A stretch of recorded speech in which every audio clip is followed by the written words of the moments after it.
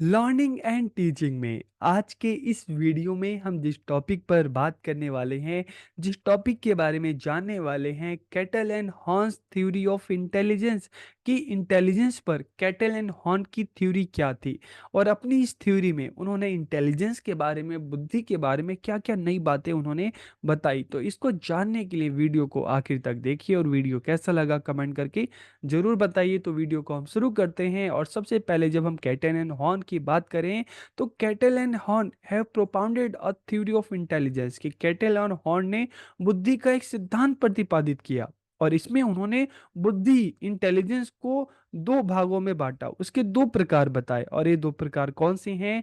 सबसे पहला उन्होंने बताया फ्लूइड इंटेलिजेंस, इसको शॉर्ट में जीएफ कहा गया। और दूसरा उन्होंने बताया कि क्रिस्टलाइज्ड इंटेलिजेंस, जिसको शॉर्ट में क्या कहा गया, जीसी कहा गया।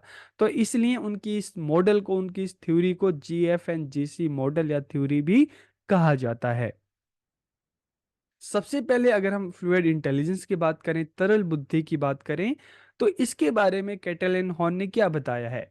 It is an इनेट biological and genetically determined ability कि एक जन्मजात जैविक या आनुवंशिक रूप से निर्धारित क्षमता है। कि मतलब जब फ्लूइड इंटेलिजेंस की बात करें, तरल बुद्धि की बात करें, तो एक किस तरह का इंटेलिजेंस है जो व्यक्ति में जन्मजात होता है, ठीक है, इनेट होता है, बायोलॉजिकल होता है या जेनेटिक होता है, जो उनके जो क्वालिटी उनको उनके पेरेंट्स से मिली है। This ability helps a person in learning and problem solving कि यह क्षमता व्यक्ति को सीखने और समस्या सुलझाने में मदद करती है। This ability is useful in understanding different situation and adjusting to them कि यह क्षमता विभिन्न परिस्थितियों को समझने और उनसे तालमेल बिठाने में काम आती है। This ability is fully developed in a person by the end of adolescence की व्यक्ति में किशोरावस्था के अंत तक यह क्षमता पूरी तरीके से विकसित हो जाती है। किशोरावस्था के अंत तक मतलब जब बच्चा 19-20 साल तक आता है, 19-20 ईयर्स तक आता है, तो उसमें जो फ्लूइड इंटेलिजेंस है, तरल बुद्धि, जो क्षमता है पूरी तरीके से विकसित हो जाती है। और इस फ्लूइड इंटेलिजेंस को हम क्या कहते हैं, इसको शॉर्ट टर्म मेमोरी या वर्किंग मेमोरी भी कहा जाता है। This type of intelligence declines with age कि यह उम्र बीतने के साथ साथ इस तरह की जो बुद्धि है उसमें कमी आती है। तो यहाँ तक तो आपको वर्ड में, ठीक है, अलग अलग आपने सेंटेंस पढ़ लिए हैं, ठीक है, फ्लूइड इंटेलिजेंस के बारे में, लेकिन फिर भी ठीक से समझ में पता नहीं आया होगा कि नहीं आया होगा, तो इसको एक एग्जाम्पल के थ्रू समझ लीजिए। जब हम फ्लूइड इंटेलिजेंस की बात करते हैं ना, तो इसको हम क्या कहते हैं, वर्किंग मेमोरी या शॉर्ट टर्म मेमोरी। तो वर्किंग या शॉर्ट टर्म मेमोरी क्या है। एग्जाम्पल के लिए क्लास में टीचर पढ़ाते हैं और आप पढ़ते हैं, ठीक है, तो ऐसा तो नहीं होता ना टीचर ने जैसे ही बताया आपकी मेमोरी में चला गया और आपको हमेशा के लिए याद हो गया, नहीं। तो इस तरह की जो मेमोरी होती है उसको वर्किंग मेमोरी कहते हैं कि टीचर बता रहा है और आप चीज़ों को सुन रहे हैं, धीरे धीरे आपको चीज़ें पता चल जाती हैं, उस टाइम के लिए आपको पता चल जाती हैं। सेम इसी तरह से हम कहते हैं कि आप कहीं जा रहे हैं, कोई आपका फ्रेंड मिला, ठीक है, और आपने उसका नंबर उससे मांगा, उसने जैसे ही आपको नंबर बताया तो नंबर आपने उसको अपने फ़ोन में सेव किया। तो हो सकता है 5-10 मिनट के लिए वो नंबर आपको याद हो और उसके बाद आप भूल जाओ। क्योंकि भूल इसलिए जाओ क्योंकि आप उसको याद करने की प्रैक्टिस नहीं करते, उसको मोबाइल में सेव कर लेते हैं, ठीक है। तो इस तरह की जो मेमोरी होती है उसको वर्किंग मेमोरी कहते हैं। आप रोड पे खड़े हैं, आपके सामने काफ़ी सारी गाड़ियां आ जा रही हैं, आपने काफ़ी सारी गाड़ियों के नाम देखे कि अच्छा ये गाड़ी है, उसके नंबर प्लेट भी देखे, नंबर भी याद किया, लेकिन 5-10 मिनट बाद या 2 मिनट बाद, 1 मिनट बाद आप उन नंबर्स को भूल गए।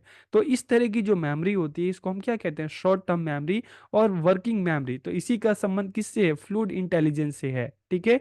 तो this type of intelligence decline with age कि इस तरह की जो मेमोरी होती है, जैसे जैसे उम्र और ज़्यादा बढ़ती है, बुढ़ापा आता है, तो उस टाइम इस तरह की जो मेमोरी है धीरे-धीरे कम होती है। आप किसी बुजुर्ग को देखो 80 साल, 90 साल, तो उनको सामने जो चीज़ें, किसी को कोई नया फेस देखते हैं या कुछ होता है तो उनको जल्दी से उस चीज़ के बारे में उनको वो चीज़ें याद नहीं होती, ठीक है। जैसे आप एक हम बात करते हैं 12 साल, 15 साल, 18 साल के एक बच्चे को कुछ भी उसके सामने आओ, आप उसको कुछ नंबर बताओ तो उसको उस टाइम तुरंत याद हो जाता है। लेकिन एक 80 साल, 90 साल के अगर कोई बुजुर्ग हो, उसको इस तरह से कोई नंबर या कुछ चीज़ें बताओ आता हो तो उनको उस टाइम जल्दी से नहीं याद होता। तो ये जो फ्लूइड इंटेलिजेंस है, वर्किंग जो मेमोरी है, ठीक है, ये 1890 तक तो पूरी तरीके से डेवलप हो जाती है, लेकिन जब धीरे धीरे उम्र बढ़ती है ना, तो उम्र के साथ ये चीज़ें घटने लगती हैं। और अब इसके सेम दूसरा अगर बात करें क्रिस्टलाइज इंटेलिजेंस की, ठोस बुद्धि की बात करें,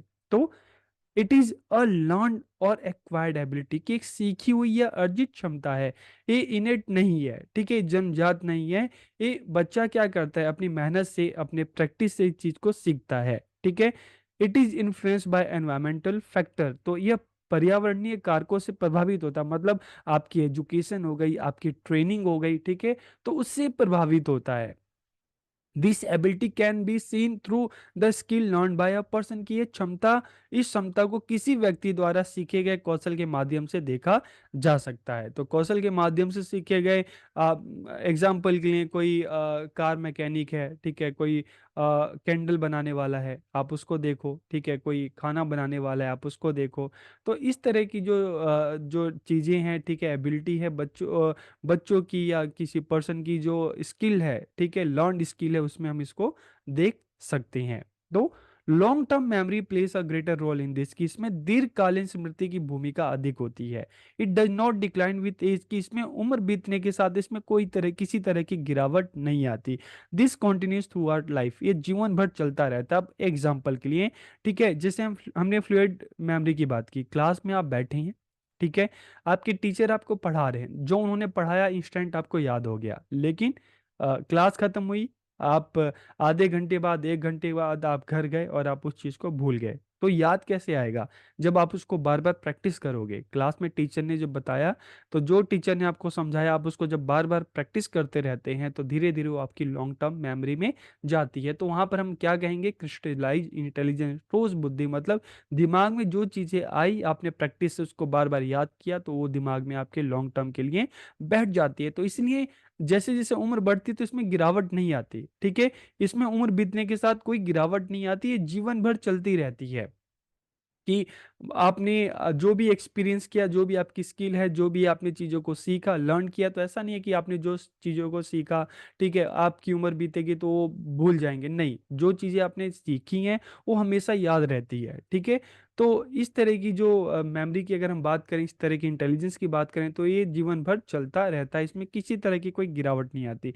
लास्ट में अगर हम कंक्लूजन की बात करें, तो how fast a person can analyse information, कि व्यक्ति कितनी तेजी से किसी सूचना का विश्लेषण कर सकता है, ये डिपेंड करता है फ्लूइड इंटेलिजेंस पर। लेकिन how many words of information can he remember, लेकिन वो जानकारी कितने शब्दों में याद रख सकता है, कितनी देर तक याद रख सकता है, कितना लंबा याद रख सकता है, ये किस पर डिपेंड करता है, उसके क्रिस्टलाइज इंटेलिजेंस पर, ठोस बुद्धि पर निर्भर करता है।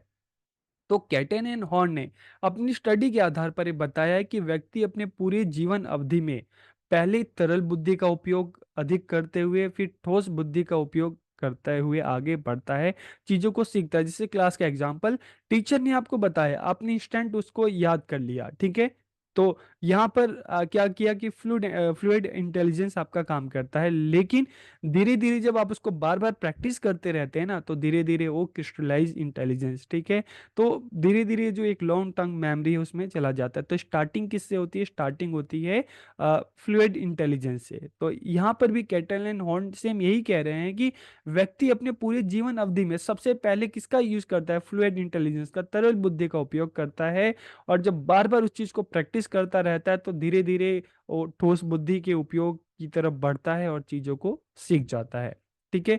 इसी तरह से आपको अगर कोई नंबर बताए, तो इंस्टेंट मेमोरी के थ्रू आप क्या करोगे, उस नंबर को याद करके आप एक बुक पे लिख लोगे, अपने मोबाइल में डाल लोगे, ठीक है। लेकिन उस नंबर को जब आप बार बार प्रैक्टिस करते हैं ना, याद करते हुए, तो धीरे धीरे वो क्रिस्टलाइज मेमोरी में चला जाता है।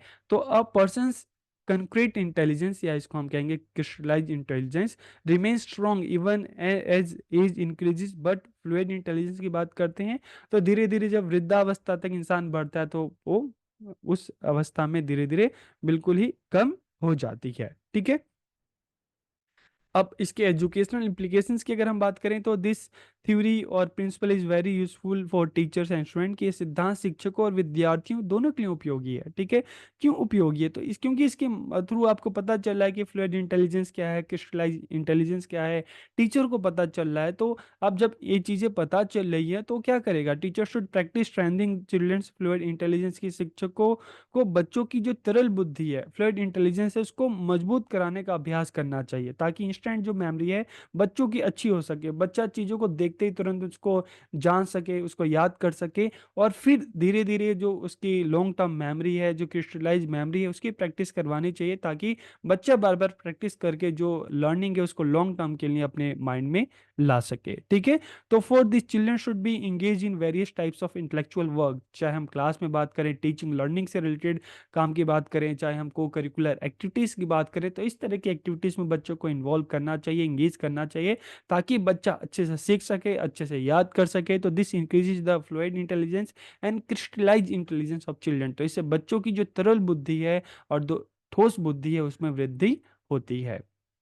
तो आज के इस वीडियो में आपको पता चल गया होगा कि कैटल एंड हॉर्न का थ्योरी ऑफ इंटेलिजेंस क्या है, जीएफ एंड जीसी क्या है, और इसके क्या एजुकेशनल इम्प्लीकेशन है। तो वीडियो आपको कैसी लगी कमेंट करके जरूर बताइए। आप सबका बहुत बहुत धन्यवाद।